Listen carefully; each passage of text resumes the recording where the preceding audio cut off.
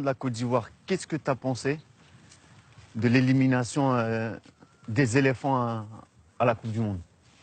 Un peu très déçu, certes, mais en même temps pas étonné. Parce que bon voilà, on pouvait déjà prédire ce qui allait se passer.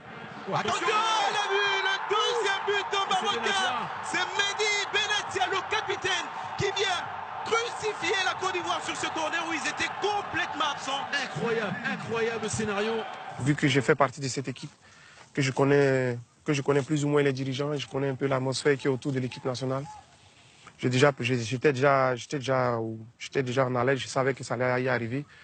Pas pour dire que voilà, je les souhaitais malchance, mais bon, en même temps, je disais que voilà, il y a tellement de choses qui ne se font pas bien ou ne sont pas correctement faites qui font qu'aujourd'hui... T'es pas surpris? Voilà, je ne suis pas surpris qui font que voilà, les premiers à prendre les pots cassés, ce sera voilà, les joueurs, et puis bon, la population va s'en prendre aux joueurs. Je me dis que bon, voilà, c'est une jeune équipe qui est très talentueuse, certes, mais bon, ils n'ont pas, si je peux dire comme ça, l'encadrement autour qu'il faut, qui peut faire, qui peuvent s'épanouir tranquillement. Il y a Marc Wilmot, quand il a pris la sélection de la Côte d'Ivoire, il a dit, lorsque tu as pris ta retraite, que les portes de l'équipe nationale t'étaient grandement ouvertes. Juste avant le match contre le Maroc, on a entendu ton nom circuler autour de l'équipe nationale de la Côte d'Ivoire. Est-ce que ça aurait été possible de revoir un Yaya Touré avec le maillot des éléphants? Pour te dire vrai, le grand frère, moi je suis, comme tu le sais si bien, nous sommes les Africains, mais en même temps on est très très patriotes et très solidaires de notre patrie et puis de notre nation. Et comme je l'ai dit, voilà, l'équipe nationale, c'est quelque chose qui m'a apporté beaucoup.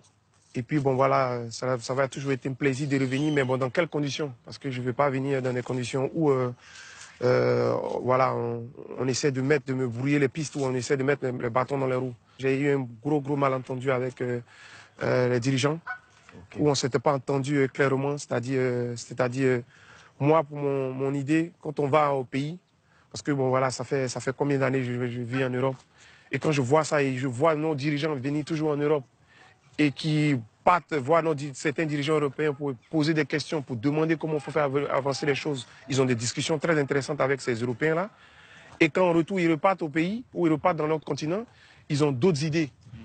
Et ça, c'est des choses pour moi ça me fait énormément mal. Voilà, ça me bloque parce que je me dis que voilà, on joue avec la conscience des gens et on joue avec la joie des gens. Parce que voilà, en Afrique, le football, pour les Africains, c'est quelque chose d'exceptionnel, c'est quelque chose de rassembleur, c'est quelque chose de... Voilà, c'est sacré pour eux. Et eux, toute leur joie, c'est ça, au fait. C'était de nous voir, certes, dans nos clubs, mais nous voir venir jouer pour le pays, pour eux, c'est énorme pour eux. Et voilà, quand tu as des gens à côté, autour, qui le font croire le bonheur, qui le font croire des couleurs blanches et en arrière, on ne voit pas ça. C'est difficile parce que moi, je ne suis pas quelqu'un qui va aller peut-être à la presse pour pointer du doigt certaines personnes disant que voilà, c'est des fausses personnes autour. Je préfère que bon, voilà, les gens prennent les responsabilités en tant qu'ils soient. Parce que moi, je prendrais toujours mes responsabilités. C'est ce qui a fait que je ne suis pas venu parce que je ne voulais pas rentrer dans une spirale de négativité qui va essayer de fausser aussi